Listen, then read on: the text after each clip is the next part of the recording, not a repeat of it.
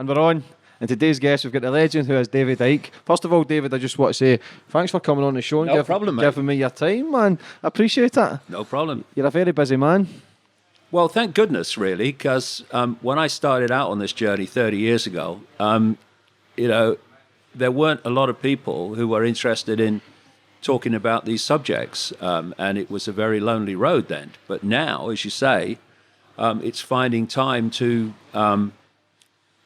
talk to all the people that want to discuss this stuff. So we have made progress, much as the world needs to make a lot more. We have made progress in terms of people are now more open to looking at things that they would have waved away by reflex action before. So it's all good. Yeah, good. And we'll touch on that. 30 years ago, you made a decision to speak openly about the things that you believed in, which takes massive courage, so massive respect for that. And I think people don't understand that to believe in something that no one else understands, or to research things that people don't understand, you are called crazy, and you've said it yourself, you were ridiculed. We'll go right back to the start of your life, how it started, where you were brought up, and how you get involved in the stuff you're involved in now. Gold. How long have you got? I was born on a council estate in Leicester, where my brother still lives in the same house, in 1952, and we were skinned. But it's a funny thing. We were skinned, and things were incredibly tight, but I never felt deprived. You made your own fun and stuff. You didn't need a thing to do it. You didn't need computers or smartphones, and you had to use your imagination, and you had to do things without any money. But I enjoyed my childhood. I was watching steam trains and playing football, and I enjoyed it. And I didn't perceive myself as deprived, even though we were literally living from week to week. One of my earliest memories is going around the back of the clock factory where my father worked on a Thursday lunchtime when he got paid, and he would nip out the back. Didn't want to let anyone else see him, to give me mother the pay packet he just had so we could eat that night. It was that tight. I remember as a kid you would I didn't even realize for a long time why it was, but the door would knock, and then my mother would say, "Quick, shh, shh, shh." And she'd take us round the back of the sofa, and we'd hide behind the sofa, and I'm a little boy, what's going on? And what was happening is the rent man would knock on the door, and if there's no answer, he'd go to the front window and look inside, so we were hiding behind the sofa.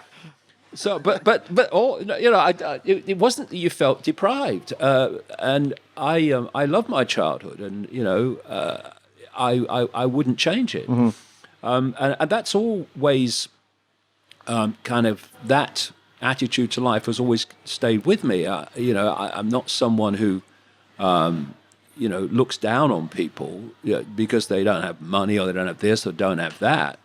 Because I've been there, and for me, we're all individual expressions of the same consciousness, just having different experiences. And we should start supporting each other and seeing us all as one consciousness having different experiences, instead of self-identifying with all these bloody labels. For me, the world is controlled, and humanity is controlled and controls itself, and creates the very ground for which divide and rule is possible, which allows the few to control the many, through its obsession with labels. So we say, you're working. You remember that great scene on the old David Frost program, where you had the three guys. John Cleese was one, and Ronnie Barker and Ronnie Corbett were the others, and they were different sizes. And John Cleese was dressed as a rich man in the nice suit, and then you had Ronnie Barker, next one down. He was kind of middle class in a trilby, and then you had Ronnie Corbett, little guy on the end, and he was kind of working class with the flat cap, all the cliches. And it was a wonderful thing, describing the way that labels dictate our interaction, where One saying, I look down on him because I am upper class. And then the guy in the middle was saying, and I look down on him because he is lower class. And we both look up on him because he's upper class. And these labels, labels of race, labels of sexuality, labels of religion, and these are not who we are. They are experiences that our consciousness is having, our awareness is having. And once you start self-identifying with the label, you start looking at yourself in terms of little me. I am my label. I am Ethel, who works on the checkout at Tesco. That's all I am. No, you are an expression of infinite awareness, having an experience called Ethel on the checkout. Bill driving the bus. You say to people, who are you? You say, well, I'm Bill. I come from Manchester and I drive a bus. No, that's what you're experiencing. Bill is the name of your current experience. What you are is consciousness having that experience. And this might seem like esoteric navel gazing, but it's not. It's a totally different way of interacting with the world, and it's a total different way of self-identifying yourself. Because when you say I am R and the labels then follow, you are self-identifying with limitation. You're self-identifying, I am my experience. And if I'm, born in Leicester in a working class council house, then that defines me. That's who I am. No, that's just where you were born. Mm-hmm. You have the potential to be whatever you want to be and whatever you choose to be. But what we've got now is a massive extension even of that, whereby your label is everything. Not only are people defining themselves by the labels, the world is increasingly defining them more than ever before by them. And this is where what we call today identity politics comes from, where it's not about what is right or fair or just, which is surely the way to look at anything. It's how does this affect my label? So if I'm transgender and something happens, how does this affect my label? If I'm this race or that religion and something happens, well, how does this affect my label? So people are constantly judging the world by how it affects their label, instead of saying, well, hold on a minute, never mind all that. Is it right? Is it fair? Is it just? No matter what label we're talking about, is it fair? Is it just? Is it right? And so what you have is a situation where we have developed this belief among increasing numbers of people, particularly young people through the universities and colleges, whereby you judge everyone by a group, and then you tag the group whether it's good or not good.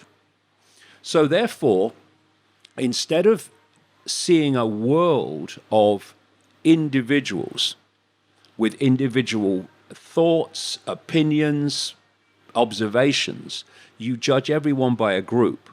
So if you say something about one group, you're a bigot, you're a Nazi, and a racist or a fascist. And if you say something about another group, then, and that group is labelled bad, then you say what you bloody like. Yeah, but we spoke about that earlier, David. If people are divided from religion, from race, they're easier to control. The masses are easier to control because everybody's fighting and arguing whose beliefs are right. And for me personally, we're all equal. We all deserve a chance. And to set limits on yourself, you're crazy because everything is limitless. You're the one who can control and take whatever you want to do out of life. When you started your journey, David, obviously you went through the Terry Wogan show, which was massive for you because you came on that show and you spoke out how you believed in and the things that you seen and the things you were educating yourself with, because you always say they ridiculed you, which I believe was, it's sad when you watch that interview. When you were going on that, did you know that was going to be the outcome? Yeah, it's kind of funny. People said to me, didn't you know that would happen if you said this and said that? And I said, well, do you know I'd worked that out? Mm-hmm. But you say it anyway. But you see, there's a lot of background with that. because I was going through my life. I left school at 15. I didn't take a major exam because I went to be a professional footballer with Coventry and others. And then my career ended with rheumatoid arthritis. I played a whole year of league football with rheumatoid arthritis. That's a whole story in itself. But what that did is it developed in you, because all these things are within us, and experience brings them out. And if you don't have experience, often they don't come out. So I have this phrase, life tends to give us our greatest gifts, brilliantly disguised as our worst nightmares. Mm. Because often our worst nightmare will bring things out of us that wouldn't otherwise happen. This is why if you bring your kids up and you protect them from everything, you're doing them no favors, because you're not developing strong people who will be able to deal with life. You're developing people who are always looking to be protected. And look at what we have now. And once you have a generation or you have a population that wants to be protected and perceives itself all the time as being a victim, where does the point of power move? It moves to authority, because people look to authority to protect them from what they fear or what they feel victimized by. So what we've been developing is a population of emotionally weak people who perceive themselves in terms of victims. When you have challenges in life and you meet them, it brings something out of you. So, for instance, when my arthritis came, and I didn't know what else am I going to do at that time. I wanted to be a footballer. I wanted to be a footballer since I was a kid. And now my joints are swelling up, and they're telling me I'm going to have to pack it in. Now I thought, I'm not packing it in. I want to give it a go. So I went to a club called Hereford United that was a league club then. And I played the whole season with rheumatoid arthritis.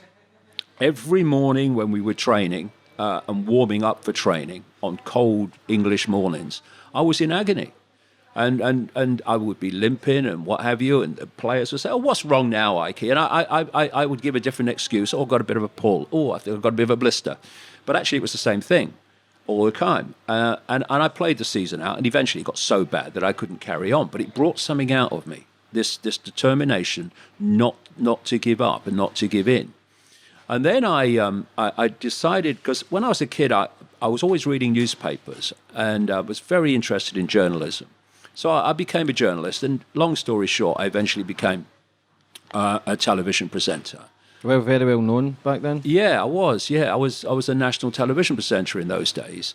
And when I look at my life now, you see, and what I'm doing, my life before, which appeared to be a series of random events. Same with you. You've had your challenges in life. What has it done? It's made you the person you are. You wouldn't be the person you are now without them. Mm-hmm. And people say, "Well, I regret that. Well, the thing to regret is if you don't learn from the experience. That's the regret. But learning from the experience, well, you've had a gift. What are you regretting for? And so I went into journalism because I was very interested in that. And I eventually became this television presenter. And when you look at my life, as I was saying, all the different elements of it, including going into journalism and seeing the media for what it is, going into politics with the Green Party and seeing politics for what it is, well, I didn't know at the time, but they were all giving me very, very important understandings that would be useful later on. And then what happened is, this is a kind of bizarre story, but it happened. I was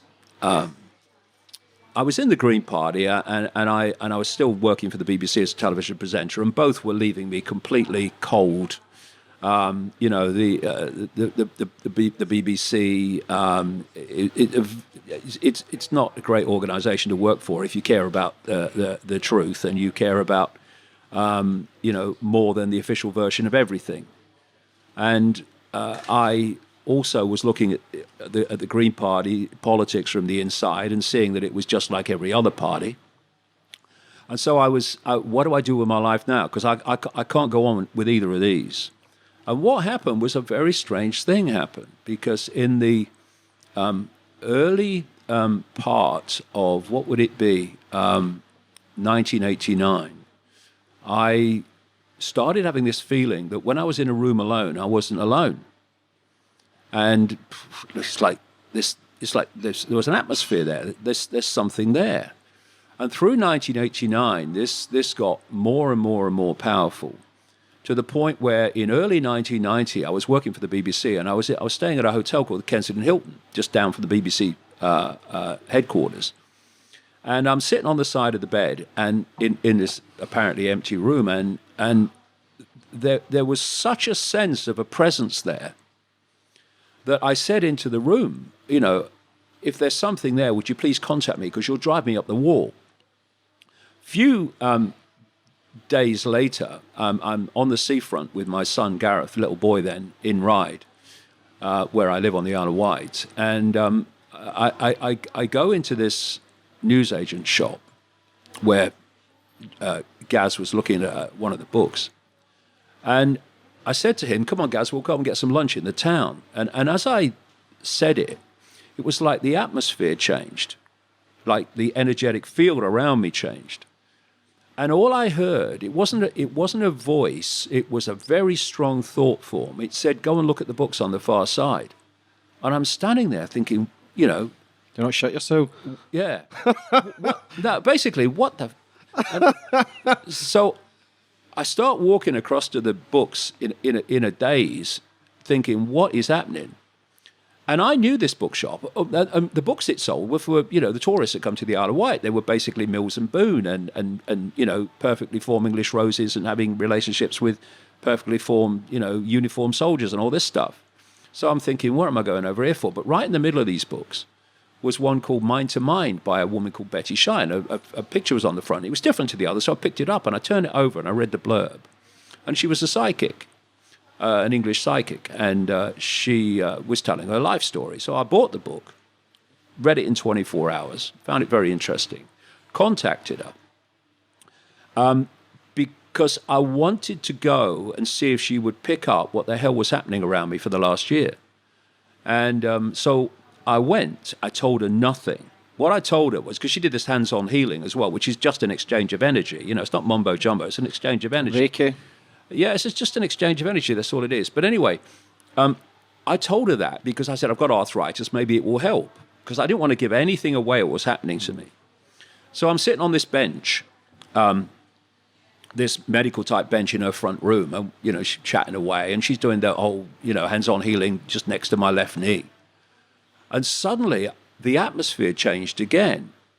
And I felt like a spider's web on my face. Now, what hit me was in her book, she said, when other levels of reality are trying to lock into you, you sometimes feel like a spider's web on your face. Well, I know what that was now. It's electromagnetic energy. You know when you're in a crowd, a football crowd of great emotional excitement, you feel like a charge of energy. Mm-hmm. The hair stands up on your neck, That's electromagnetic. They're electromagnetic fields. So that's what I was feeling. But it did feel like a spider's web on my face. And I said nothing to Betty, but I'm thinking, what the hell? And then about 10 or 15 seconds later, she reels her head back and she said, "My God, this is powerful. I've got to close my eyes for this one." And my bum's for going further down the... What have you got yourself into here, Icke? And she starts telling me in March 1990... that I'm going to go out on a world stage and reveal great secrets. I would face enormous opposition, but they, whatever that is, would always be there to protect me. And that there was a shadow over the world, and there was a story that needed to be told, that humanity was going to go through a phase of waking up and coming out of basically its coma, which is programming. And that I was going to go out and do that. One man cannot change the world, but one man can communicate the message that can change the world, was one of the things she said. And I'm sitting there. I'm a television presenter for the BBC. I'm a national spokesman for the Green Party. And I'm thinking, what are you talking about? and so I then leave her and get on a train. She lived near Hassocks in Sussex, or in Hassocks actually, and then I drove up, or went up in the train to present a television program. But from that moment on, one of the things that was said that she said, because she said, the first thing she said is she had no idea about this interaction in the Kensington Hilton. She's saying that they're telling me they know you wanted them to contact you, but the time wasn't right. And you know, now you've been brought here to be contacted. And they said, they're saying that you're going to be led to knowledge, and at other times, knowledge will be put into your mind. Oh, all right, okay, what? So anyway, after that... See, at that time, David, did you think she was maybe crazy because you didn't understand that? Or was you an open book? Because when you speak out about stuff like that, people go, well, he's maybe crazy. But again, it's judging people, and everybody's in their own different paths. Yeah, I mean, what I've been like, mate, all my life is I've never dismissed things that I can't know absolutely are not true. I have this policy. I put things on the back burner, and I see what comes. And if more information comes to support it, there comes a point where there's so much information supporting that it crosses the line, and you start to say, okay, I accept this is what's happening. But I don't just dismiss things, and never have, on the basis that they're different. Just being the way I've always been. Was that the start of your journey then, going to this woman and everything, like awakening, a spiritual awakening? Yes, it was, and one of the things was that it was going to be tough, and so when I left her house and got on with my life, very, very quickly, synchronicity, coincidences started to occur, where I'd meet people, come across information, come across books, come across documents, whatever, that were starting to hand me puzzle pieces. And I started to realize, as it built up and it built up and it built up, that actually the world was not like I thought it was. Well, not like I thought it was. I didn't really have a view on that. Do you think you were just brainwashed and didn't really understand? I never did believe that politicians around the world. I always felt there was something else, but you didn't know what it was. Now I was beginning to understand what it was and how it works. Yeah. And another thing that happened is that I would get just a knowing that this is how, I think this is what's going on here. And then what would follow would be names, dates, places, hard factual information that would support that view, which kind of connects with, we will put knowledge into his mind. And this has gone on now for 30 years, and it's gone through different phases of information. And it's taken me down an extraordinary road of uncovering the world as it is, behind the facade of what we're told it is. And of course, it's taken me into realms of enormous ridicule and enormous abuse. But we come back to the greatest gift often that you are ever given is your worst nightmare, or what appears to be. So if we go back to the Wogan show, because what happened eventually is I went on the Wogan show and talked about what was happening to me. And at that time, I was right in that period of the Wogan show, it was a period of about 3 months, I was going through an enormous transformation of that you didn't perception understand. that I didn't understand. No, because this is what happened. Just very, very, very briefly, is that I suddenly got this feeling I needed to go to Peru. I didn't know why. I'd never been there. I watched them play in the World Cup a few times, but I didn't know anything about it. And long story short, I ended up in Peru, and a series of enormously amazing things happened to me. And it culminated at a place called Siustani, which is near a place called Puno, near Lake Titicaca, highest navigable lake in the world, they say, about 13,000 feet. And I ended up, in a series of synchronicities again, at this so-called Inca site called Siustani, which is old Inca ruins on a hill, and there's a lake and mountains right out in the middle of nowhere. And I went and I looked around it, and then I'd hired this taxi, and this guide came with me, and we're driving away from Siyustani, and I'm just daydreaming, which I do all the time, daydreaming out the window, sort of mind wandering, and I'm looking at this hill as we're coming towards it, and as I looked at this hill, all I could hear in my head was "Come to me, come to me, come to me." You know, and I'm thinking, you know, I was introducing the snooker not long ago, actually, and now this frickin' hill's talking to me. You know? It's like, yeah, it's what's going on. Steve Davis, Jimmy White, all is forgiven. And so I asked the guy to stop. I said, I won't be a minute, I'm going up that hill. And I walked up the hill, and I didn't know where I was going or why. And there's all these kind of stones. It's kind of a kind of circle like of stones. And I walked into the middle, and it's beautiful. And there's not a cloud in the sky. It's a pure blue Peruvian sky, piercing sun, red nose to prove it.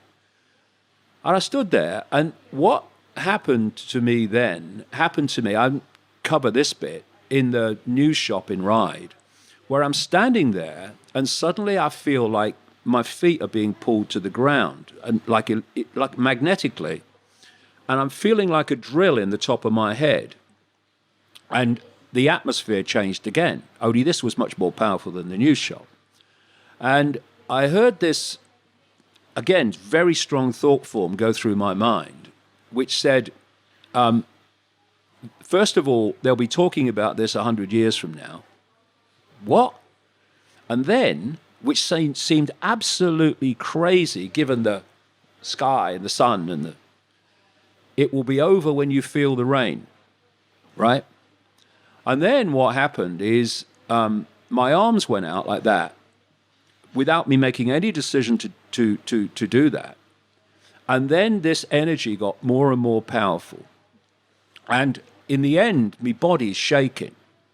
And what was happening, it's like when you're driving a car and you can't remember the last mile. Your subconscious has been driving the car, thank goodness. I kept coming back to some kind of consciousness and then going back somewhere else. And as I came back to consciousness at one point, my conscious mind, I noticed that over the far distant mountains, there was a light grey mist. And I'm watching it, and it's getting darker, and it's getting darker faster. And I think, it's frickin' raining. And then over not very long, the whole thing took maybe, I don't know, an hour, 45 minutes, an hour. This storm came out of the, I mean, you couldn't make it up. If you put this on a movie, they'd say, oh, come on. It happened. This storm is coming towards me. And you know, weather people talk about a front. Yeah. Well, this is a front. It's a straight bloody line. I'm looking up. It's literally out of some crazy movie. And it's stair rod rain. It's not just raining, it's stair rod rain, and it's coming towards me. And I'm standing there, and I'm seeing this wall of water coming towards me. It's like something out of bloody Moses. And the frickin' Red Sea. And by this time, my body's shaking like crazy with this energy coming through me. And then the water hit me. I mean, I'm immediately drenched because it's stair rod rain. And bang, the energy stopped. And I staggered forward like Bambi because my legs were gone.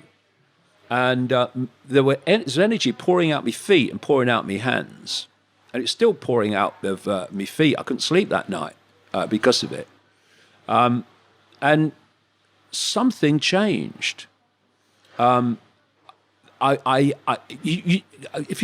could imagine, you lived your life in a bubble,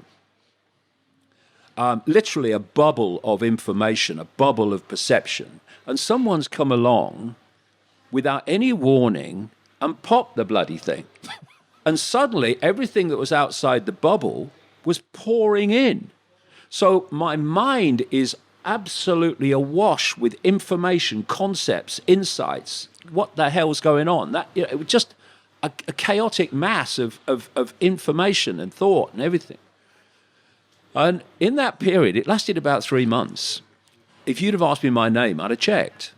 And it was in that period in my turquoise shell suit that I went on to the Wogan show and everything that happened.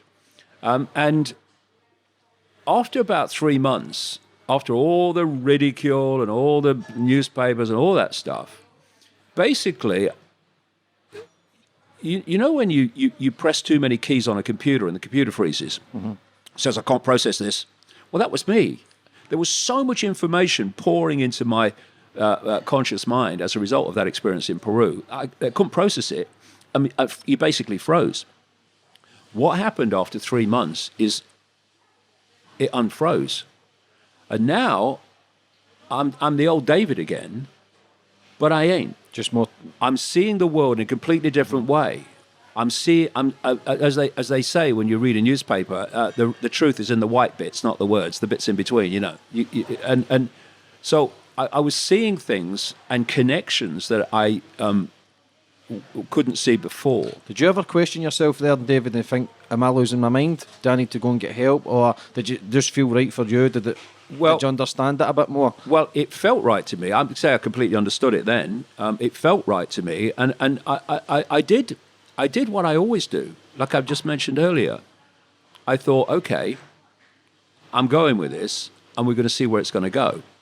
And I didn't know where it was going, but I'm going to go with this and see where it goes. And people were coming up to me after that, unfreezing, and they were saying, they thought you'd got mad. You're the same Dave we used to know, but I wasn't. I appeared to be, but I wasn't. I was seeing the world in a completely different way. And of course, in a world which is overwhelmingly programmed to see the world in a certain way, it's what happens through the education system and the media and peer pressure. It's very, very narrow band of sense of the possible, sense of what is. When you start talking about things that are different to that, then immediately the reaction is you're crazy or you're dangerous, or in my case, you're both. But what followed, of course, was mass ridicule as a result of the Wogan show. And people said, it must have been horrible. Well, it was, but it was the greatest gift I ever have been given, because it set me free of the prison that most people live in, which is the fear of what other people think. Mm-hmm. When you literally can't walk down the street without being laughed at. I mean, I lived my life for a long time after that to the sound of distant or even close laughter. Going into a pub, forget it. So you either go under and you disappear. What the majority of people do. Yeah, or you come out like steel honed in the fire, and you let go of this prison, this ball and chain that most of the population of the world live in, the fear of what other people think. Most people, the vast majority of people, because of this fear, are not living their truth, they're not living their life, they're not living their uniqueness, they're living what they think is acceptable to other people's version of what they should be. So they go through mental gymnastics before saying things, even more today with political correctness and all this bollocks. What can I say? So they won't say I'm this or that, or what can I say and how can I say it so they won't think I'm mad. Now, when the world appears, it wasn't the world, there were others that saw through it, but certainly appeared to be the world and was the vast majority, are ridiculing you mercilessly. I mean, someone only had to say my name in a comedy thing. I remember David Frost just mentioned my name in a Raw Variety performance. The bloody audience laughed. No joke necessary. How did that affect you and your family? Did you ever think that moving away, or did you think to yourself, I can't handle this? Were you ever suicidal or anything, David? No, absolutely. No. I'm a stubborn bugger, me. Mm-hmm. And the more you tell me what I can't say, the more I'll say it. The more you tell me what I can't do, I'll do it. And but there was something. Obviously, you've got confusion. What the hell is happening to me? What's happening? But there was a core beyond that somehow just knew this was going to be okay, and it was leading somewhere, and just some knowing that you can't really explain. And I tell you a story, a true story. I'm sitting in the seat on the Wogan show, and he's talking to me, and the audience are laughing, and David Icke, the experience, not the experiencer, the experience, was dying, but something beyond that was saying to me as it was happening, this is leading somewhere. It's going to be okay. It's going to be fine. It's going to be okay. And that wherever that was coming from, that kind of kept me going through all this period of ridicule. And, I didn't know at that point, of course, some of the things that I was going to be talking about. I didn't know what was coming and what was going to be uncovering and all that stuff. Some of the things on that show, David, you covered, because you went back on the Wogan show, which you did apologise for. It came true, some of the stuff. So, again, that's showing that you stood up for what you believed in. It did come true. What do you think, David, as humans, who are we as individuals? Who are we as people? Why are we on this planet, do you think? Well, let's put this planet and this experience into context, which is something you almost never hear. We have unbelievable numbers of television channels, radio channels now, 24/7, beaming out all over the world, all the time. How often, comparatively, do you see programs about the nature of reality? Actually, who are we? What is this place? What are we doing here? Surely that would be at the center of questioning, but it's not. It's marginalized, because if you have a population that is living a reality which actually doesn't exist, but they experience it as if it does, you've already put them in a cul-de-sac of perception. And that's where you want them. If the few are going to control the many, you can't have an enlightened population. You've got to have an ignorant population that believes in things that aren't real. And that's why so many lies pour out of politics, because they're trying to get the population to believe something that's not true. But this is a much deeper level of it. Let's get them to believe in a reality that's not true, while the very few, not the politicians, are overwhelmingly ignorant as anyone else, in fact, more so. But at the core, in the shadows, they understand how reality works, and they want the population not to know. That's why you don't have this, who are we, where are we, how does all this work, discussed in any length, or even at all, mostly in the media. But let's put this into perspective. If I said to most people, if you look into this room, can you see everything in the room, everything in the space that you're looking at? They go, well, yeah, of course I can. No, you can't. 4th, 5th dimensions. Yeah. According to mainstream science, the electromagnetic spectrum, which is basically the reality we live in, is 0.005% of what exists in the universe. And the universe is only one construct within infinity. And visible light, which is the only frequency band that we can see, everything we see visually is within this band, visible light, is a smear of the 0.005%. Some say it's a bit more, as much as 0.5%, but negligible, whatever. And therefore, we're not actually living in a world. We're living in a band of frequency, tiny, which contains an informational field or fields. And we are interacting with those informational fields, just like a computer interacts with Wi-Fi, and we are decoding those informational fields into what appears to be, and we experience as, a solid world. Oh, there you go. There you go. There's a bit of synchronicity for you there. So, human beings, who do you think put us here? Are we the aliens? Are we computers? Are we? What is the question I should be asking here? Because I think about it all the time. Who the fuck are we? Who am I? What am I here for? And are we come from apes? Are we fish? Are we There's so many questions you can ask No, about no, it. What's true? no, What's real? What's no, fake? We don't come from apes. That's another kind of Because there's apes still here. If yeah.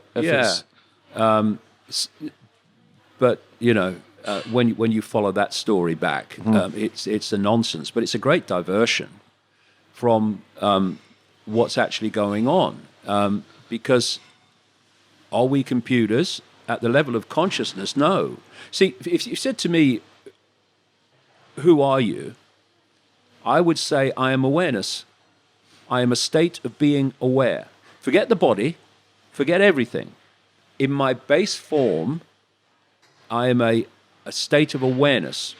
I am a point of attention within an infinite stream of awareness.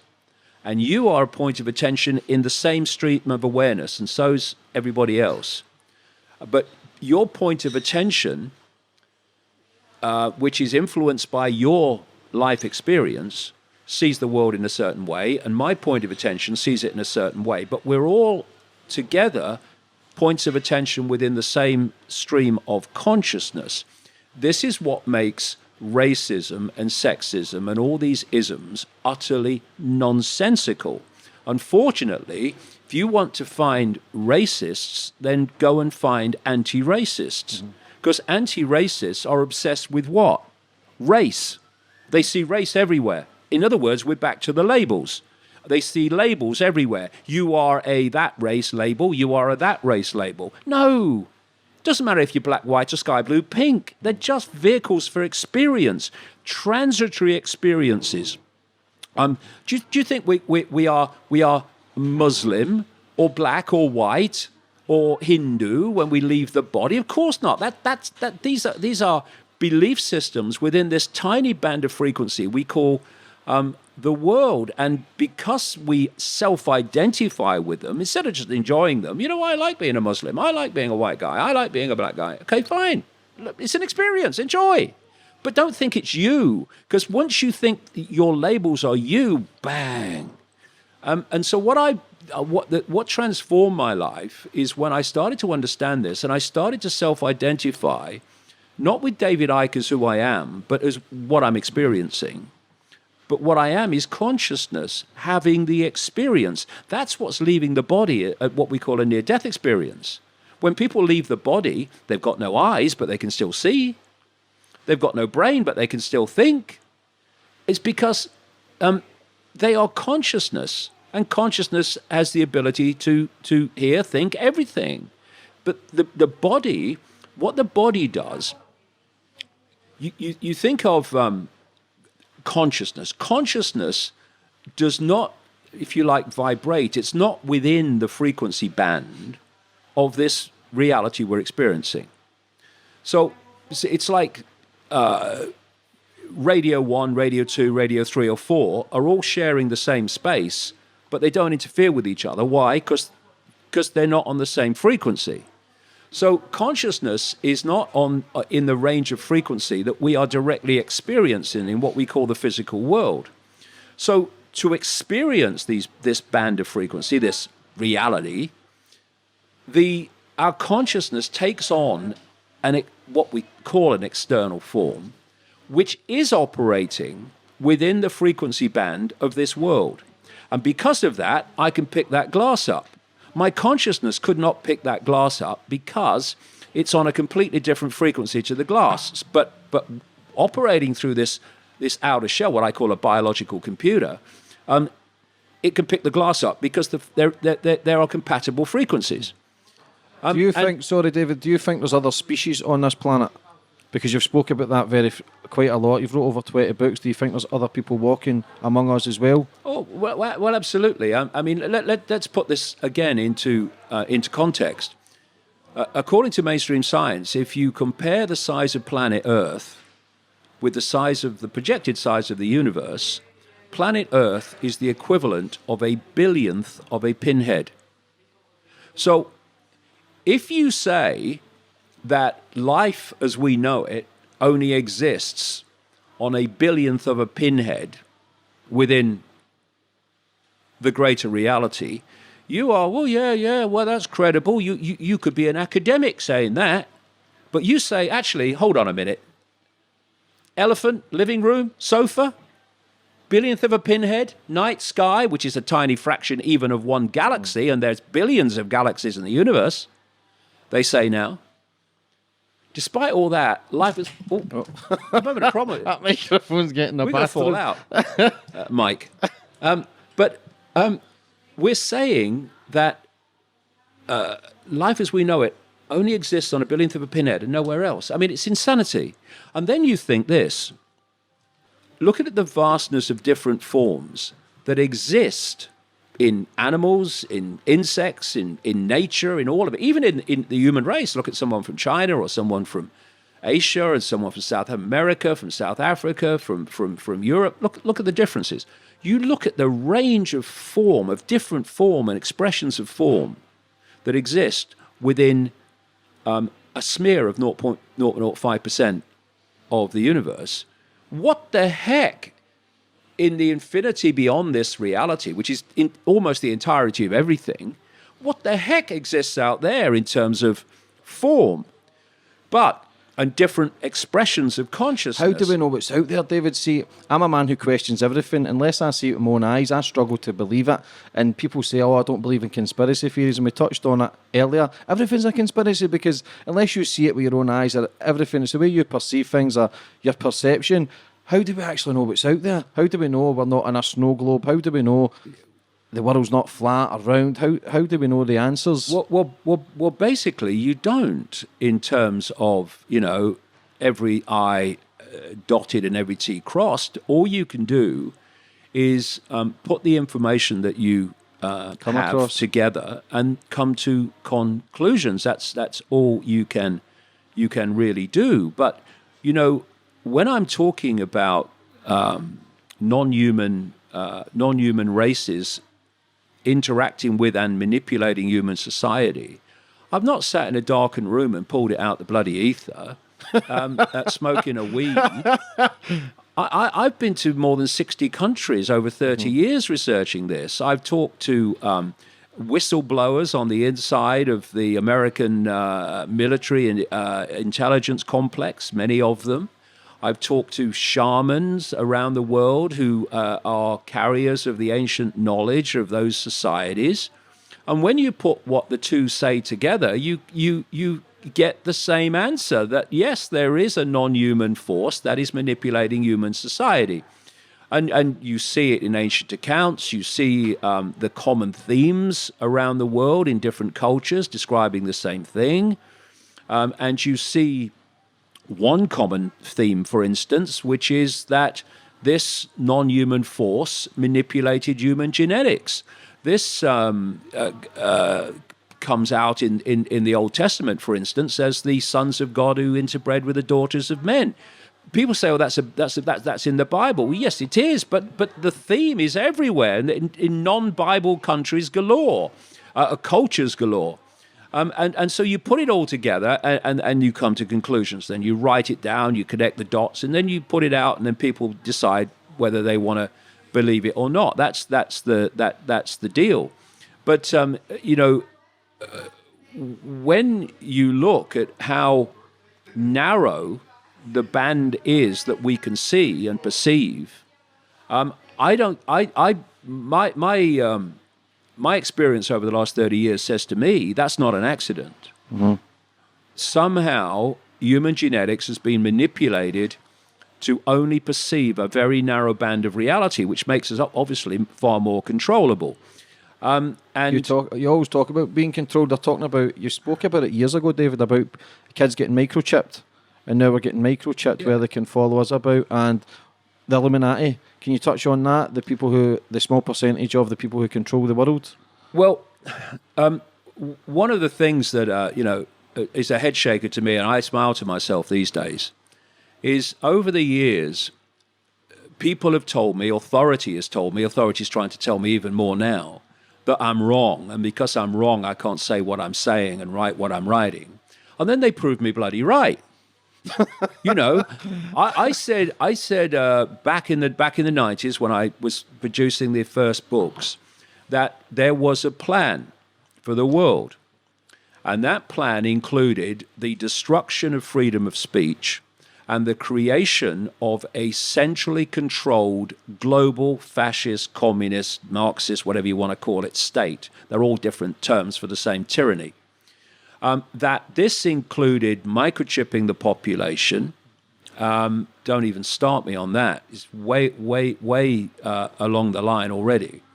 And that money would be taken out of circulation, so only cashless money digital money would be used, which has fundamental implications for freedom and control. And a stream of other things which have all come true. And the reason I could do that is very simple. How did Aldous Huxley, in 1932, in his book Brave New World, how was he able to describe genetic, drug, and other things that in a dystopian way that is now happening?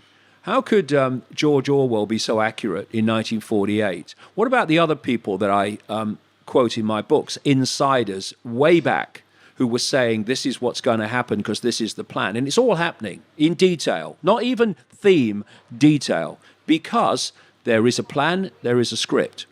And what I've done for the last 30 years is work to uncover what that is. And once you do, once you know what's planned, predicting the future is quite straightforward. That's why so many, I see my books from the 1990s read on the TV news every day now, in changes in society. It's because I have this phrase, know the outcome and you'll see the journey. If you don't know what the outcome is planned to be, then what happens in the world, in world events and daily happenings, appear to be random. They seem to have no pattern. They seem to have no rhyme and reason. They just happen. Or you blame them on something else. When you know what the outcome is planned to be, which is what I've been uncovering all these years, then you start to see that these apparently random events are not random at all. They are stepping stones towards the outcome. We talk about freedom of speech. Freedom of speech is being systematically destroyed. And I'll give you the outcome on that. The outcome, desired outcome, is that there comes a point which we're moving towards so fast when no one will ever see or hear anything that is not acceptable to the authorities, to the system. And we are seeing now daily freedom of speech and censorship being increased and increased and increased towards that desired outcome of deleting all information that the authorities don't want people to see. Now, what's been happening? The internet was actually created by this cabal. We can talk about that if you like, about why that was and where it's going. But one of the reasons is that they wanted to put all information eventually that people receive and where they get their information, thus their perceptions, which come from information received, that's what perceptions are, from the internet, digitally. And the reason they want to do that is because once it's digital, then you can use algorithms to censor. You don't even need human input. Once the codes are in place, the algorithms, as they're doing now, will censor what people can see and hear. Now, what is freedom of speech? It's the freedom to speak. And if you have the freedom to speak, then you have the ability to challenge the prevailing narrative, and thus you're never in a situation where people only see and hear what the authorities want them to see and hear. For that to be reached, that situation, free speech has to be deleted. Otherwise, they're not going to get there. That's why free speech is being deleted. And George Orwell had this concept of freedom, in effect, being the ability to say that 2 and 2 equals 4. Because while you have the right to say 2 and 2 equals 4, you have the right to freedom of speech. You have the right to speak factually and not be censored, even though you're speaking fact, but they're wrong facts from the authorities' point of view. And in 1984, in the book, society moved to a point where they were told they had to believe that 2 and 2 equaled 5. And you couldn't say 2 and 2 equaled 4 anymore. You had to believe that 2 and 2 equaled 5, because that's what the authority wanted you to believe, so they got the outcome that they wanted. And what happens is that initially, and we're in that point now, when you're being pressured to believe 2 and 2 equals 5 and to say it and not contradict it, there is a resistance which says, well, it's a load of bloody nonsense. 2 and 2 doesn't even equal 5. But when you then start giving people consequences for not accepting 2 and 2 equals 5, abuse, losing your job, all the rest of it, marginalization, people then start, in search of self-respect, they don't want to accept that what they're doing is being kowtowed into saying 2 and 2 equals 5 when they know it's 4. So they start to convince themselves 2 and 2 equals 5. So it becomes not their enforced reality eventually, it becomes their perceived reality. And suddenly the world's gone frickin' mad. And that is absolutely the process that's happening now. What level of madness, mate, have we reached when professors of biology are being investigated by their universities and abused by students for saying that men and women are biologically different? Men and women are biologically different, okay? Men and women are biologically different. Another way of putting it, 2 and 2 equals 4. But the so-called progressive, they're not at all, the fascistic, Marxist, whichever term you want to use, progressive, narcissistic stormtroopers of political correctness, Twitter stormtroopers, are insisting that you believe 2 and 2 equals 5. And it's a very simple thing. If you want something to happen, which, if you had an open debate, you couldn't win it, and therefore it couldn't happen, you simply don't have the debate. And, I have a phrase, if you want to know and see the foundation elements of this agenda of human mass control, look at the subjects you cannot have another opinion about. Look at the subjects where if you have a different opinion to the official narrative, you're going to get abuse, ridicule, and other consequences. That's the agenda. To shut you up. Simply for this reason. If you can't win a debate on facts, and of course men and women are not biologically different, it's not a debate you can win on facts, then you don't have the debate. You shout down, abuse people who have that. And we were talking beforehand. I posted something on my website today, which I saw this morning, where there's a meeting at a university in America, and there's speakers there.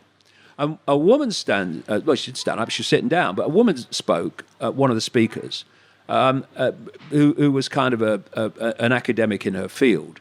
And she said, well, it's obviously that there are biological differences between men and women, because if you look at the facts, F-A-C-T-S, I think that's spelt, people will forget that soon, then the vast majority of men are taller than women.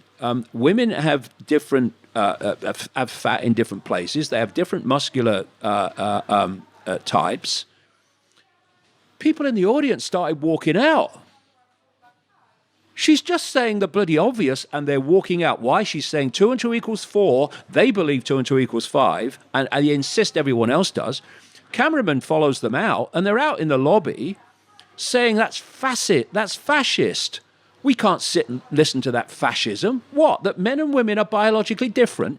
This is where we are going. And this is why it's so important that people are not intimidated into silence.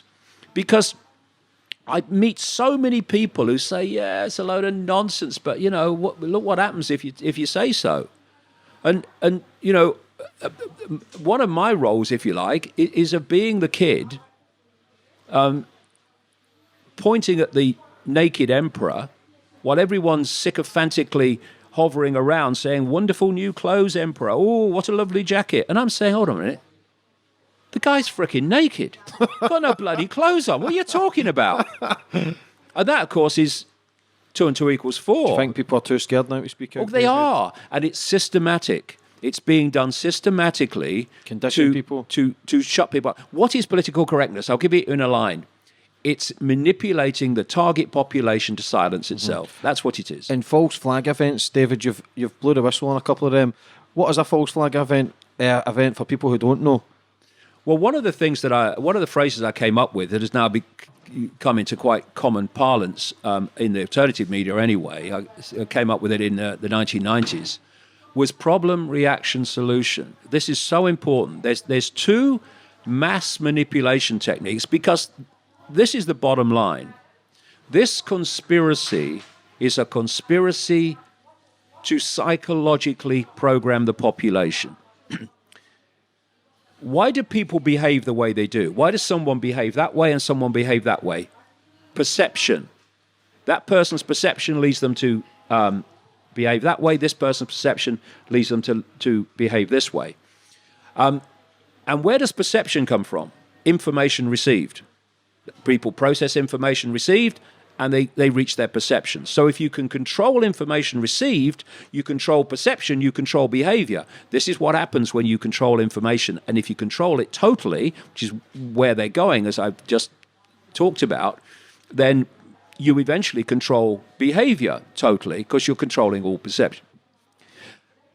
What problem, reaction, solution, and its stablemate, what I call the totalitarian tiptoe, are psychological manipulation techniques, and they're used on us all the time. Problem, reaction, solution. Other people call it false flag. You want to change the world in a certain way, and you know that if you stand up and openly say, this is what we're going to do, you're going to get a big resistance against it. People are going to say, we're not having that. What's going on? What are you doing that for? There's no reason. So what you do is you give them a reason. Stage 1, you create a problem. Could be a terrorist attack. It could be a financial collapse. Could be a government collapse. Could be whatever.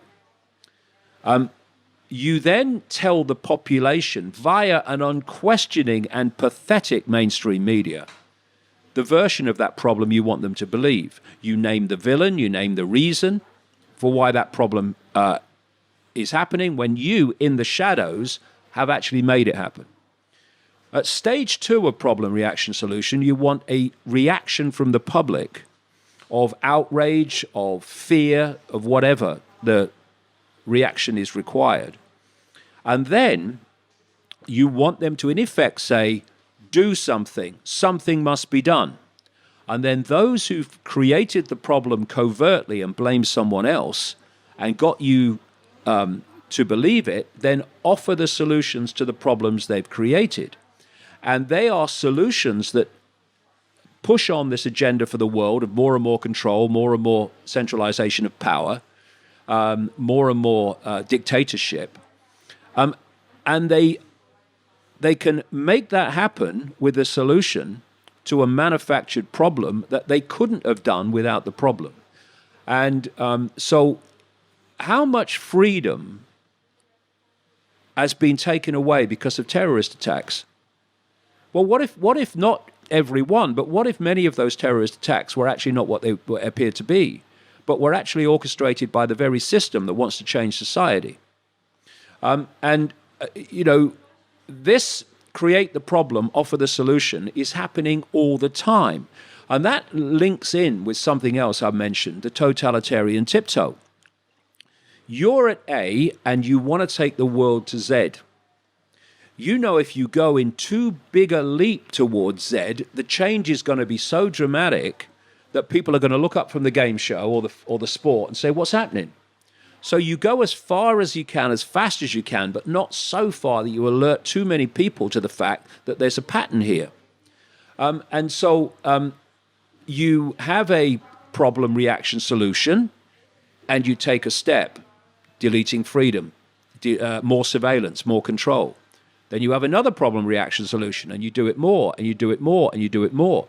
If you look at the European Union, it's a classic totalitarian tiptoe. we were told we were joining a free trade area called the Common Market, good for jobs. Okay, that's where it starts. But that's not where it was planned to finish. That was just the foot in the door. And then you have more and more centralization of power. Well, if we centralize power, it would be more efficient. Over this and over that and all that stuff. And then it goes on and on and on until we've reached the point now where Europe is controlled in fine detail by a handful of bureaucrats that the vast majority of people in Europe couldn't even name. And I had to smile the other month. In my books in the 1990s, I said the plan is for a European army, an EU army. Oh, load of rubbish. We've got NATO. Ridiculous. Now, last few months, Merkel and in Germany and Macron in France, who are just puppets of this whole thing, like May and Trump and all of them, they've come out and said, we've had an idea. We've had an idea. We should have a European army. What do you mean you've had an idea? How did I know about it in 1993? How much stuff have you said, David, that's came through? Does it scare you, the stuff that has came through, and go, I fucking told you so? Do you sit back and go, told yous? No, I don't. What I do is I point out when things happen that I said them, but I don't way back. But I don't say, see, told you so. I do it for a reason, and this reason. If I knew about it 20, 30 years ago, it's not random, is it? Mm-hmm. It's not just happening. It's planned. Otherwise, I couldn't have known it. How could Orwell have known it? How could Huxley have known it? And these other people that I quote, how could they have known it? How could someone I quote in the books, a Rockefeller, big-time Rockefeller insider, have described the internet that was coming in 1969? How could he have done that? How could he have said in 1969, we are going to make boys and girls the same? How would he have known that?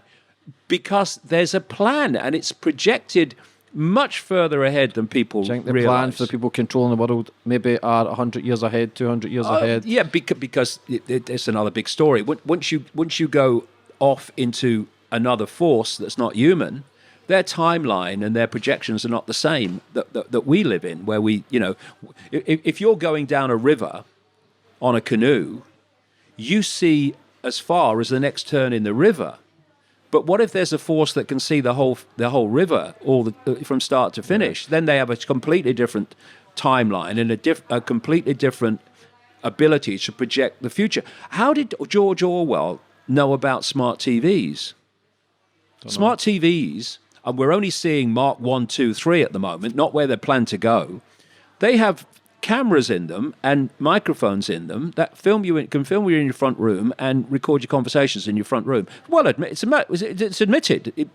Somebody found them, and then they had to admit that it was true. In 1984, which came out in 1948, George Orwell was talking about in the 1984 Society that there were telescreens in every home, and the telescreens were constantly filming you. But Big Brother's watching. Big Brother's watching. So, because it's projected long into the future, if you can access that, either because you're an insider or 30 years of bloody research full time, then you can predict the future. Because the simple thing is, if nothing intervenes to stop that process unfolding, that will happen. So you can predict the future. The whole point of what I do is to alert enough people eventually to all these things that there is an intervention, and it is stopped because a few people, and it is a few in full knowledge in the shadows, cannot manipulate and direct the lives of 7.7 billion because they don't have the numbers. To do it, they have to manipulate the perceptions of the population, which becomes the behavior of the population. Thus, the population behaves in a way that the few can control the many. And the key factor above all other factors is to keep that target population in complete ignorance of what you're doing. And so the more that you can uncover it and communicate it, and people become aware that this is happening, and thus events in the world are happening because of this and not randomly, the more chance there is of an intervention and the population saying, we're not having it. The people you've spoke out against, David, are the most powerful people in the world. Do you ever get scared that they'll take away your life, that they'll put a hit out on you, or they'll try and shut you up? Because they've tried so many times to shut you up. They've now banned you from Australia. Yeah. Do you ever feel that, shit, I'm in danger here? Have you ever felt your life in danger from the higher powers and the people who control the world? Never crosses my mind. No. I mean, that might be hard for people to believe, but it's true. It never crosses my mind. And for this reason, A, we're more powerful when we take our power back than ever we believe we are. And, I look on these people as pathetic little boys in short trousers, little boys and girls in short trousers, because what kind of psychopathic insanity does it take to want to impose your will over a vast population of people? I mean, it's pathetic. They are pathetic. I'm going to be frightened of them. Are you having a laugh? No way. And the other point is this. Once you start self-identifying with being consciousness, that's my eternal state, your eternal state, everyone's eternal state. Consciousness, a state of awareness. Well, whether it's in this body, it'll be out of this body eventually anyway at some point. Whether it's in this body or not in this body is almost irrelevant, because it's always a state of consciousness having an experience of some kind. So the worst that can happen to me is that I leave this body, right? And I will eventually anyway. I don't want to stay here forever, my God. I mean, you can have too much of a good thing, can't you? So it never crosses my mind. If you're taken out, you're taken out. But you're taken out trying to do the right thing. And Which takes courage. Well, do you think now, David? Well, courage is overcoming fear, which is a really powerful thing, courage overcoming fear. When you let go of fear, you don't need courage. You just do it. It's not like, if I say, I've just written a book, I just finished it. It's going to be probably the most controversial book, certainly given current times, probably going to be one of the most controversial books ever written. And so I know what's coming with it, but I don't fear it. You're used to it. I don't fear it because I'm putting out what I believe to be right, and I don't need courage to put it out because I don't fear putting it out because I don't fear the reaction. The reaction is what it is. That's how you react to it. Yeah, and a lot of people are going to read it and go, "Thank God, someone's saying it at last." Mm-hmm. And the system's going to say, ban him, condemn him. Couldn't get less. Do you think they're doing the same thing with Jim Carrey now that they did with you 30 years ago? Try to ridicule him and call him crazy and say all the bad shit towards him because he's kind of had a spiritual awakening. He wants to stay away from the media and he's in the woods and just try to heal himself and get away from the false shit that he was involved in for so long. Well, I spent an evening with Jim Carrey actually at his home. With my son Jamie some years ago when I was in LA, and we had a very interesting chat. And again, Jim Carrey's had an experience similar to me, where basically the bubble popped and the veil lifted, and it can be a challenging time because suddenly you're perceiving another reality that's so different to the one you've been perceiving before, and of course when you start talking about it, for reasons we've discussed, you're going to get ridiculed by the mainstream. The trick is not to care, and from what I've seen of Jim, he don't care. And people just thought, look at the range of things you perceive. Is that really the limit of what there is to perceive? Is that really the limit of what there is to know? Is that the limit of ways of seeing the subjects you have views about?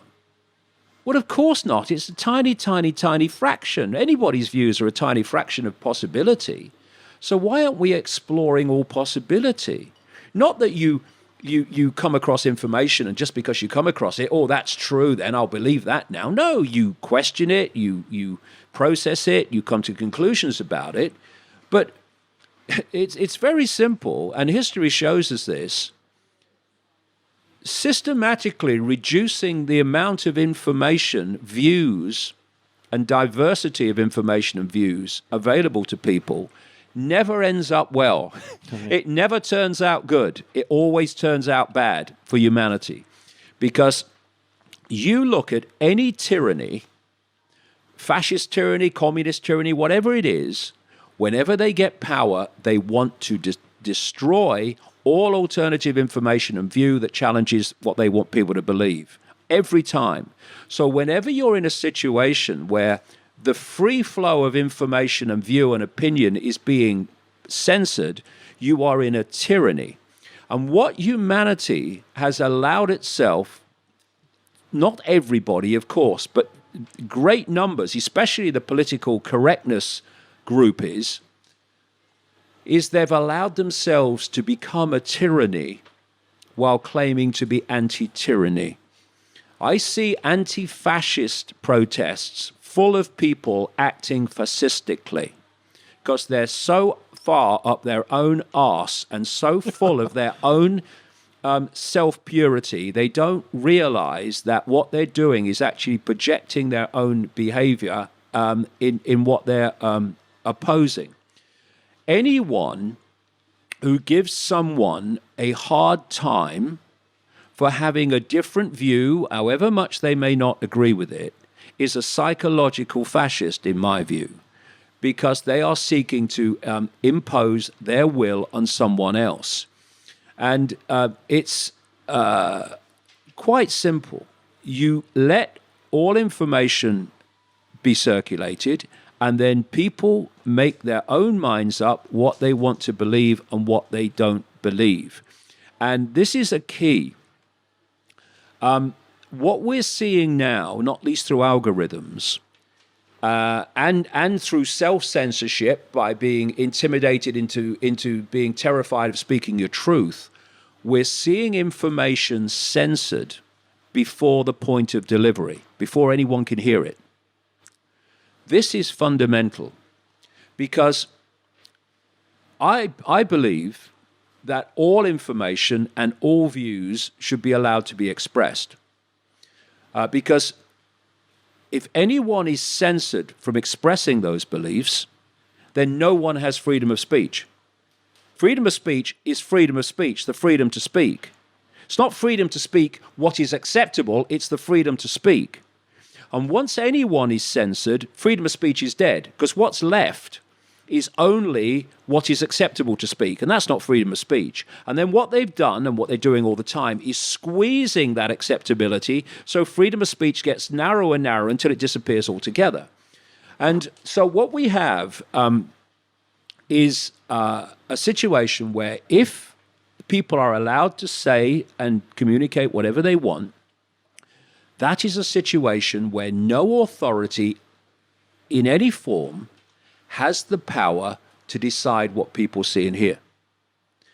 Once you start censoring before the point of delivery, which, as I say, algorithms and self-censorship is now doing, you are giving authority the power to decide what people see and hear. And of course, it starts out with one excuse. We must stop jihadis,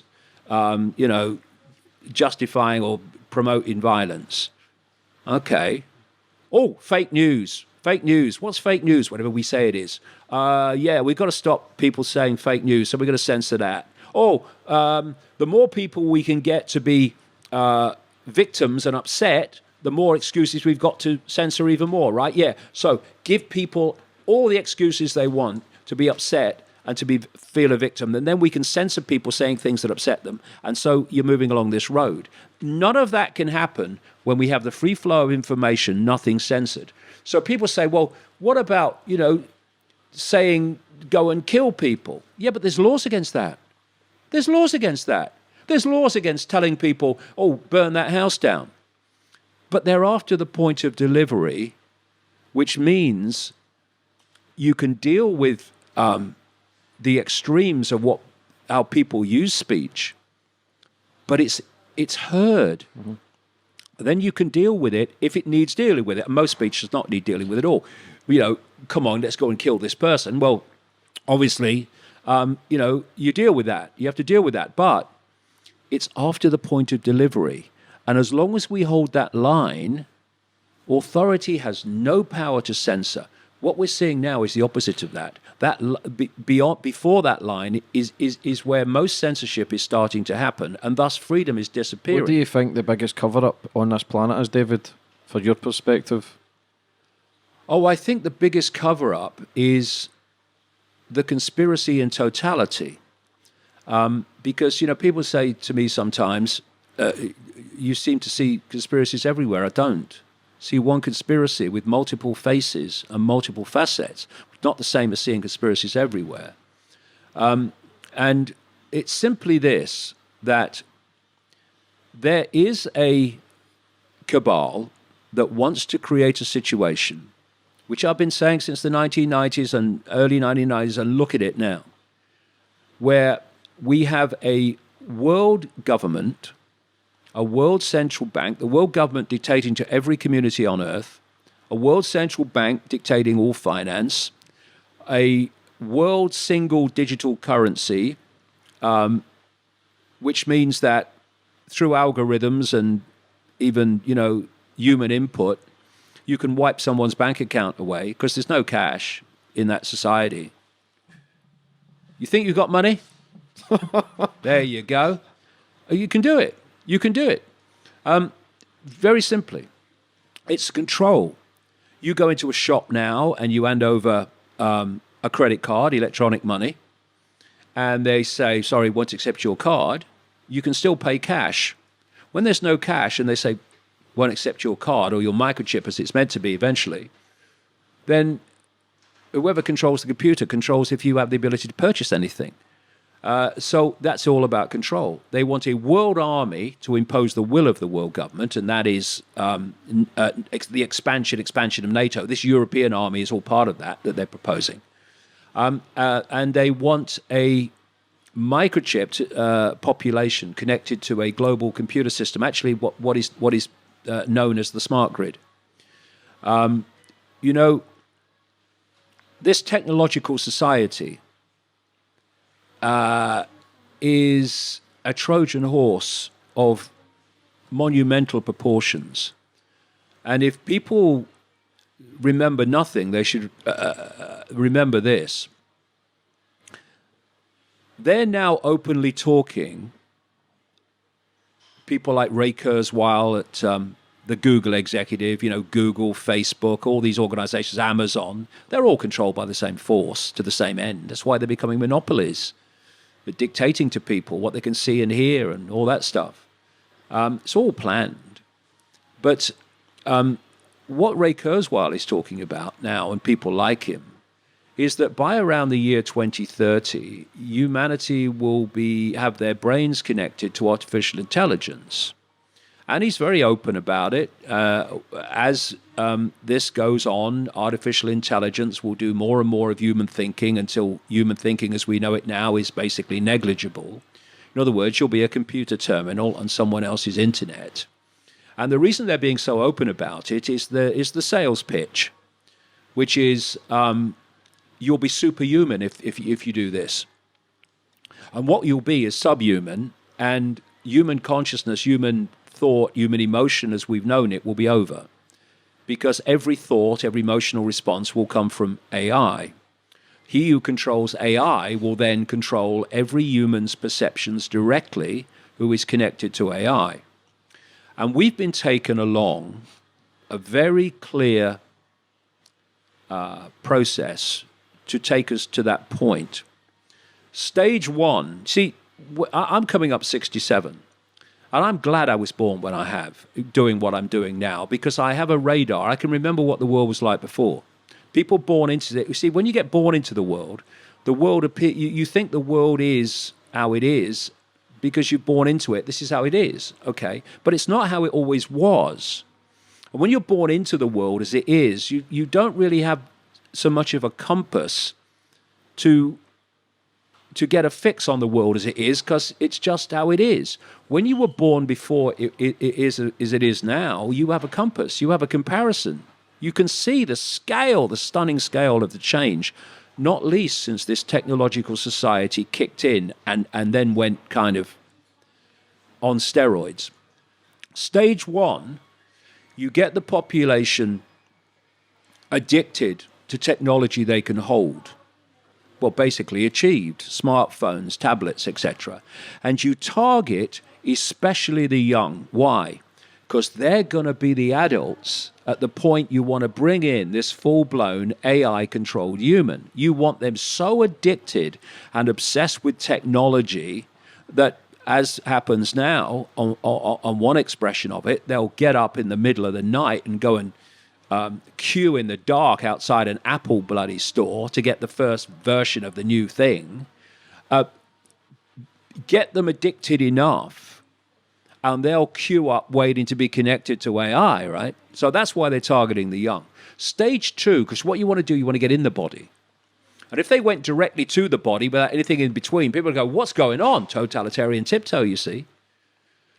So the next stage is on the body, what they call wearables, holdables to wearables. This is your Apple Watch and your Bluetooth and all these gadgets now that people wear that are connected to the internet. And then you go to the next stage, which is in the body. I spoke a little while ago, last year, in Sweden. And people, thousands of people now in Sweden are being microchipped. And queuing up for it, having parties to celebrate. Ethel's been microchipped. And this is what happens with addiction. It's called addiction for a reason. You were addicted. And so this has been the process that is taking us along. Here, kitty, kitty, kitty, here, kitty, kitty, kitty, along this road to the point where they want to introduce fully blown AI-controlled humans. This is where it's going, and it's within the lifetime, well within the lifetime of people alive today. Even those that aren't young, it's within their lifetimes too. And all these diversions, look here, smell this, look at this, hear this, are all to stop us going, deep breath, take a step back, look at it again. Shite! Look what they're doing. And that's what I'm doing. You know, I'm pointing this out. I'm saying, over here, see? Sofa, elephant, not giraffe, elephant. There it is. Before we finish up, David, I want to touch on how true is the HARP, the weather control? How true is that? 100%. Yeah. What is weather? It's energy. What is the weather? It's electromagnetic information So fields. there's something out there that controls the weather. The HARP, is it a HARP system, the HARP effect? Well, the HARP in Alaska is one of them. They're called ionosphere heaters, but there's many of them now. And they are high-powered radio frequency technology that manipulates the electromagnetic field of the planet. And within that electromagnetic field are the fields of energy that we call weather. So if you can manipulate those fields to act in different ways, you can manipulate the weather. You can create hurricanes, you can create tornadoes. You know what a tornado is? It's a fast-rotating electromagnetic field. That's all it is. That's why they appear during electrical storms. It's electromagnetic field spinning. And you can spin electromagnetic fields and create tornadoes. You can manipulate the field so that rain doesn't manifest. You can create a drought, or you can make rain manifest massively, and you can get floods. This is what you can do. In fact, I'll give you just a very quick example going way back to, what was it, the 50s, I think it was, 60s, 50s, I think it was. There was a rainstorm in a place called Lynmouth in Devon that was so fantastic in such a short time that the river that comes down, actually the stream, not really a river, down through the town into the sea, was a vast wall of water that killed a great number of people. I think it was 1952 keeps coming to mind. Destroyed so many houses, devastated the place. And it was 250 times the rainfall that would be expected in that area, right? All these years later, decades and decades later, BBC Radio, to be fair, they don't do many good investigations, but this was one, They did an investigation program that established that the RAF had flown over that area just before, and they'd sent out chemicals into the clouds that stimulated rain. It was an experiment. So that's chemtrails. Well, that's chemtrails, which are, of course, they come out the back of planes, and not contrails because they disappear because they're based on condensation and heat. Chemtrails come out of the plane and don't disappear. They just pan out and eventually fall to Earth. Well, they're full of lots of things. And yes, they are indirectly affecting the weather and affecting many other things. My last book was called Everything You Need to Know and Have Never Been Told, and it goes into some of this in detail that we're talking about now and all the other stuff we talked about. But manipulating the weather is very straightforward these days through technology. But remember, I said they manipulate the weather by manipulating electromagnetic fields that dictate the weather. The body, the brain, is an expression of electromagnetic fields and electrical circuits. Technologically generated electromagnetic fields and electrical circuits, Wi-Fi, phone communications, this lethal stuff they're bringing in now, which is actually a weapon called 5G, are fundamentally impacting upon the electromagnetic fields of the body, which affect people psychologically and which affect them, quote, physically and emotionally. It's why you get so many people who are close to these towers that suffer from depression. It's because they're being affected by the technological electromagnetic impact on their field, which expresses itself psychologically in terms of emotion, in terms of physicality.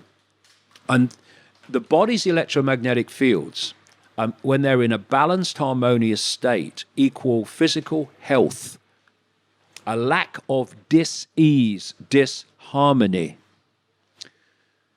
When you start impacting upon the balance of that field, you create disharmony, and through that you get physical dis-ease, which is just an expression of electromagnetic disharmony. Disease causes disease. This is why people that work or live close to these sources of electromagnetic energy, be they phone towers or whatever, are so they get cancers that are very rare in the population because they have certain effects that go on. This is why radiation is dangerous. This is why radiation affects you. And of course, what we're living in now, almost everywhere, is a permanent state of walking, living, and breathing through electromagnetic, technologically generated fields. Do you think there's a cure for everything, David? Eh? Do you think there's a cure for everything? Of course there is. Yeah. If everything can go wrong, Can go right. everything can go right. It's just finding out what can go right. And if you are the mainstream medical profession, which is basically just an extension of the pharmaceutical industry, that's all it is, then you are not given the full range of possibility to treat dis-ease, disharmony. You're given the scalpel and the drug. In other words, you're given a bloody hammer. And you're told that every human problem, be it psychological, emotional, or physical, is a frickin' nail. And so, oh, what have you got? Oh, I'm depressed. Oh, over here, bang, there you go. You'll get that at the drugstore. What do you think of vaccinations, this is what David? it goes on. This is what happened. And because the medical profession is just another expression of the postage stamp consensus, as I call it, this narrow band of information that people not only believe in, but are forced in terms of the medical profession to believe in. Because I know people, doctors, who've realized that alternative methods of healing are better than what they do, the scalpel and the drug. They've been struck off for using them, even though it benefits the patient, because the pharmaceutical industry controls the medical profession. This is why now we're seeing this war on the circulation of information challenging the official story of vaccines. This is why YouTube is demonetizing and deleting, same with Amazon and Facebook, information that's challenging the official story of vaccines. One of the reasons in the immigration minister's diatribe in Australia saying why my visa is going to be revoked 4 hours before my plane left for Australia and like months and months after I was given it was my views on vaccines. So, and my views on climate change caused by humans, which it isn't. Climate's always frickin' changed. But that means that in Australia, in a society that believes it's free, the pharmaceutical industry that makes billions and billions of pounds out of vaccines can say what it likes about vaccines, but me, from me one-bedroom flat on the Isle of Wight, can't go to Australia and give a different view. Now, we're back to something else. Is the Australian government, which is an asset of the pharmaceutical industry like all of them, why is it so terrified of me? Why a doctor called Sherry Tenpenny from America, who is a big challenger of vaccinations, she was also banned from Australia. Now, so you've got the vastness of the pharmaceutical industry that can advertise its products and vaccines on the television, but they're terrified of a handful of people going to Australia and challenging that. You know why? Because they can't win the debate. And they're so aware they can't win the debate, they're so aware it's a scam, certainly at the pharmaceutical level, that they have to shut up everybody, even the smallest voice giving another view. And my ban from Australia was a big wake-up call for Australians. I think the petition to get me in is, closing in on 20,000 now, because it reminded them and put in their face, Australia may seem to be a free country, but it's not.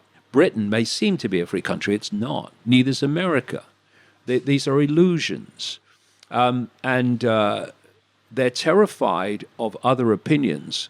Of course, they know that what they're trying to sell the public across the range of subjects is a load of old bollocks that will not stand up to factual scrutiny. Where do people get your books, David? DavidIcke.com. They'll get them within 24 hours. There's a lot of them. The newest one is Everything You Need to Know. Yeah, when's that coming out? It's out now. It's been out for a little while. Your newest one, sorry, you were talking about that you've not released? I'm literally just finishing that. Are you excited for that one? That will be out probably in about 3 or 4 months. But I've also got a film coming out, which I was asked if they would make a film of my life. It's called Renegade. Seen the trailer today. Yeah, and that is. We've got some premieres of that in Manchester and London and Los Angeles and New York, and the dates are on the website davidicke.com, and I'll be attending all of them and taking questions afterwards. And the movie itself will be available to download from June the 4th, and it's about my life, yes, but my life is the theme, the backbone, but it's packed with information exposing the whole scam. So I'm hoping it will bring in a lot of new people to see the world is not actually like we thought it was. Yeah, excellent. David, for coming on my show and giving me your time. It's been excellent, and your views, your books, you stand on stage for 10 hours at a time and give your views and your knowledge that you've got. Is there anything you'd like to finish up on, or to try and, for anybody in the struggle that's maybe trying to awaken themselves and they're maybe going through the same journey that you went 30 years ago and they're scared, what advice would you give them, or what would you say to read into or maybe research that could maybe help them? Well, what transformed my life and what would transform anybody's life is to reassess their self-identity. Stop self-identifying with labels. Stop saying that's who I am. No, that's what you're experiencing. What you are is the awareness, the eternal state of awareness that is having the experience. And if you come from that point of view, the slings and arrows of outrageous fortune and outrageous abuse and Twitter storms are like, and? But if you identify with the labels, it becomes massive. It becomes all-encompassing. And I would say this more than anything else, and I'll say this to the kids, okay? The suicide of kids is just going through the frickin' roof, right? In the social media era. A lot of it is lack of self-respect coming from all the abuse and all the impositions of what you should be, and you're not good enough, and you should be this and you're not. Remember that you are what you are, and what you are now can be something else whenever you choose to become the totality of what you are instead of the little me that you think you are. But if you look at it, the people who are abusing you, who are ridiculing you, who are telling you you're not good enough, right? Well, who the hell are they? Who are they? Who are they? Why do they matter? I can tell you from personal experience that people who abused me years ago are now coming to my talks and reading my books. Because the thing is that they'll think something else tomorrow. That's for sure. Whatever they're saying now, they'll think something else tomorrow, and they'll say something else tomorrow. But the point is, the key point, what the hell does it matter what they think about you? What does it matter? Oh, that person doesn't like you and gives you a hard time. Well, go and find someone else then. Stop interacting with them. Go find some other people to interact with. You know, who are these people? Why are you allowing your life to be dictated by the opinions of other people? You are unique. No, you're not like they are, thank God, most of the time. So why are you worried about what they think? Why are you even worried, if you get it down to real basics, what your parents think of you? Because you are what you are. And, you know, for me, the greatest gift you can give to your kids is to allow them to be what they are, to allow them to go in the direction that they feel to go into, instead of dictating to them the direction their life should take. Oh, you can't do that, or you can't do that, or what will the neighbors think? I mean, what will the neighbors think? Who cares? Let them think what they like. It doesn't matter. And I'll tell you from experience, it really doesn't matter what people say about you, what people do about you, what people think about you, so long as you don't care. It doesn't matter. It doesn't mean you don't listen to people and say, oh, yeah, they've got a point there. Maybe I'll look at that. That's not the same thing. It's being intimidated and being broken in spirit by how other people see you. It doesn't matter. It doesn't matter. Because anyone who's ever done anything in the world, look out all the way through history, anyone who's made a real positive difference to the world has overwhelmingly faced ridicule and abuse before they were accepted to have been right all along. And majority get accepted after they're dead. Yeah, exactly. And if they had succumbed to fearing and responding to how people initially felt about them, they would not have done what they did, which was eventually accepted to be correct. So when you're in a world, a programmed world with such narrow programmed perceptions of reality, if you stray beyond that, you're going to get laughed at, you're going to get ridiculed, you're going to get abused. So what? It doesn't matter. It only matters if you think it matters. You know, people abuse me. Oh, thanks for sharing that with me. Have a nice day. That's more a reflection on them, though. Of course it they're is. insecure, they're lost. It's like we were talking earlier. What I said. Every time we open our mouths, we think we're making statements about other people. We're not. We're making statements about ourselves every time we open our mouths. And people who go on social media and abuse other people behind the cowardice of login names is making a statement about themselves. Then they need to find themselves a mirror, and maybe they have a chat with it, and maybe they can realize that actually the statement is about them and not the people they're abusing. Yeah, the thing is not to care.